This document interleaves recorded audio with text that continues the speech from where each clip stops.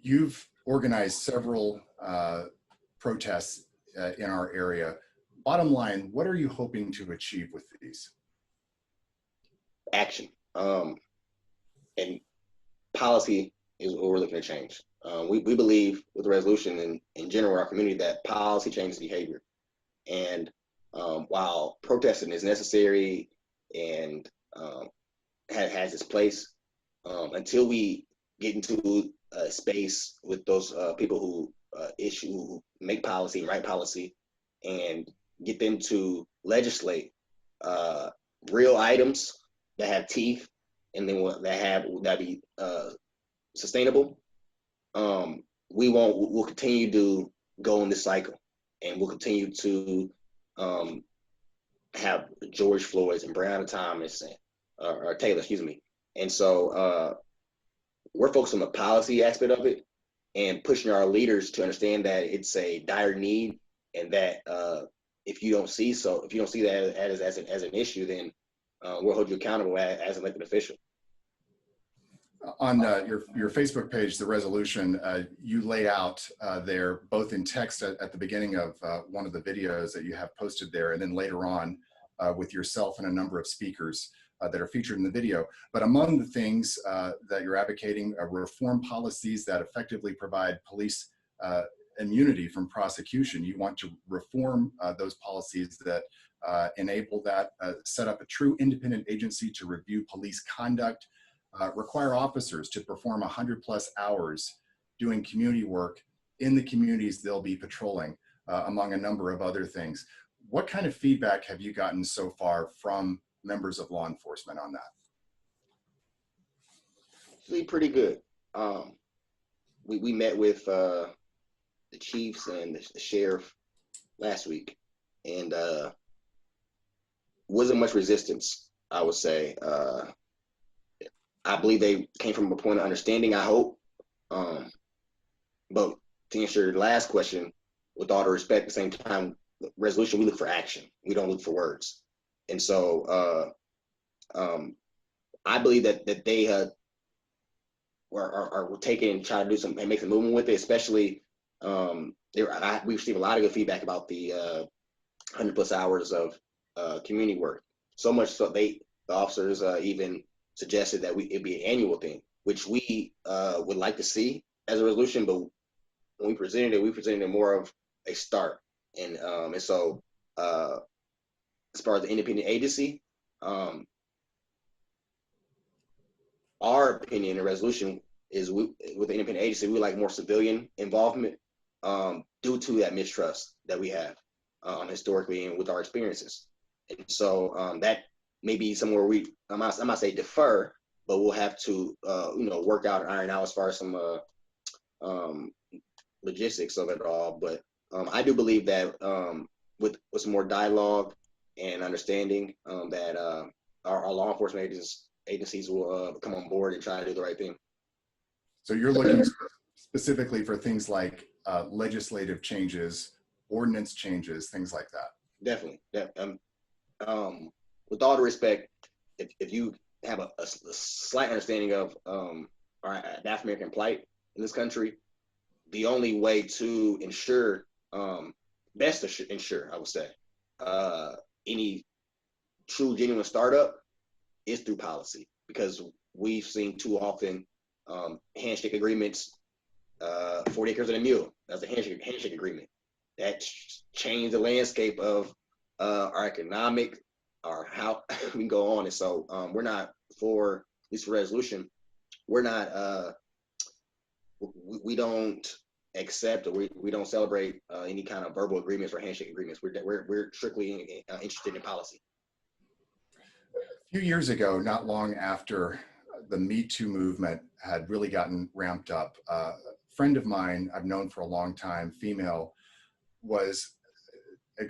she explained something very interesting to me. She was talking about the experience that women have, for example, comments that might be made to a woman as she's walking down the street. And she said that one thing that men may not understand is that those same comments the women would not get if the man is there with them. it's different when they are with other people as opposed to being alone. So they have a set of experiences. She was explaining that a lot of people like myself, men, may not be aware of. So you sort of have this separation of experience, which might lead to a communication gap or a lack of understanding. And I think part of what we've been hearing here in the last few weeks is that there is that very same dynamic is going on, that there are things that happen in the African American community, whether it's in the Quad Cities area or whether it's anywhere else in the country, that others simply are not aware of.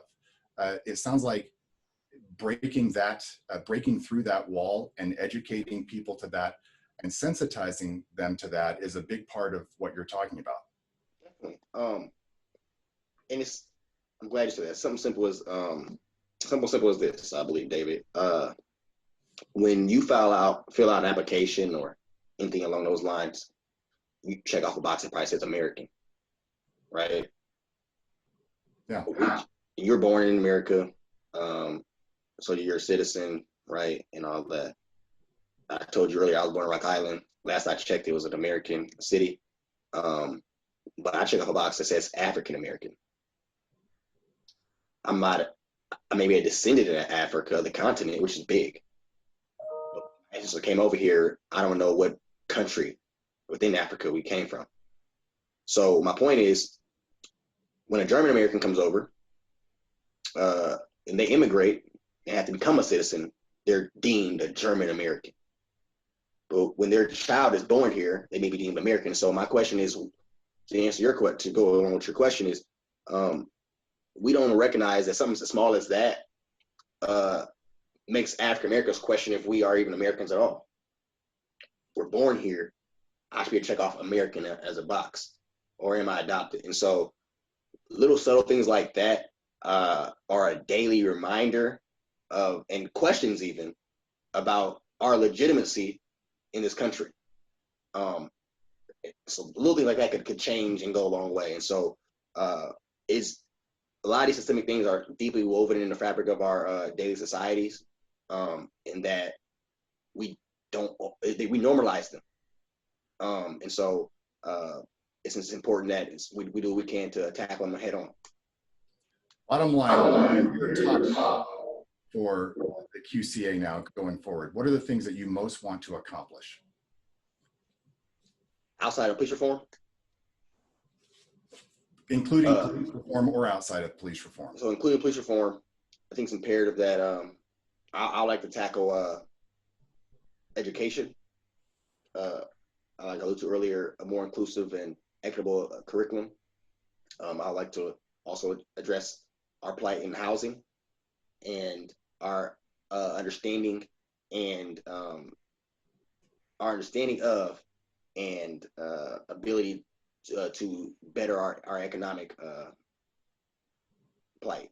And so those are along the branches, so to speak. We call the resolution of tree. Police reform is a branch of that tree, and so those other areas will be included. And that's what we are doing now. We have other things we're working on, and that we will be pushing and presenting at some point down the line. And so that's what we're looking at right now.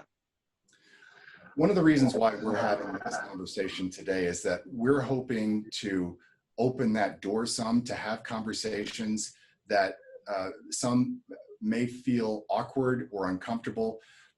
What would you say to a white person who maybe is intimidated to ask questions or initiate a conversation? What would you say to them in order to encourage them to get that ball rolling and get involved? You gotta be okay being uncomfortable. Every day when I walk out of the house, as a Black male, I recognize that I'm going to be in uncomfortable spaces simply because I'm a Black male. And so, as I mentioned earlier with my friend from the suburbs of Chicago, you can tell energy, you can tell a good heart and well intentions. And so the best way is to be honest upfront. And so, like for myself, the LGBTQ community. I'm not a member of it, so to speak. But when I'm talking with friends and family members who are a member of, there are a lot of things that I'm ignorant to, right? But in the beginning of that conversation, especially someone new, I'm upfront with them. Say, hey, I might come off wrong here and there. I've gotten better in a lot of areas because I've learned. But if I do, just call me out on it, check me on it, and let's move on from there because I will learn from it. And so that'd be a good way to start it, I believe, because contrary to belief, we are approachable. And although the systemic racism does affect us daily, we collectively, I would say, we are willing to talk about it because we understand that's important. That the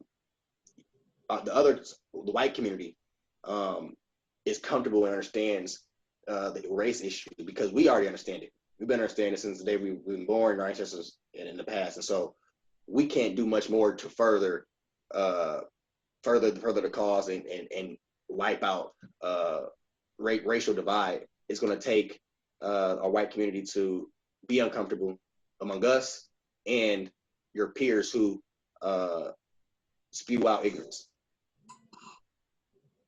Very well said. Thurgood Brooks of Rock Island, thank you for your time today and for this conversation. This is one of many that we plan to be having. Really appreciate your information and your insight. Thank you. I appreciate it so much. And hopefully, I do look forward to talking more with you. And anyone has any questions, we're on Facebook with the resolution, and we are on Twitter with the resolution.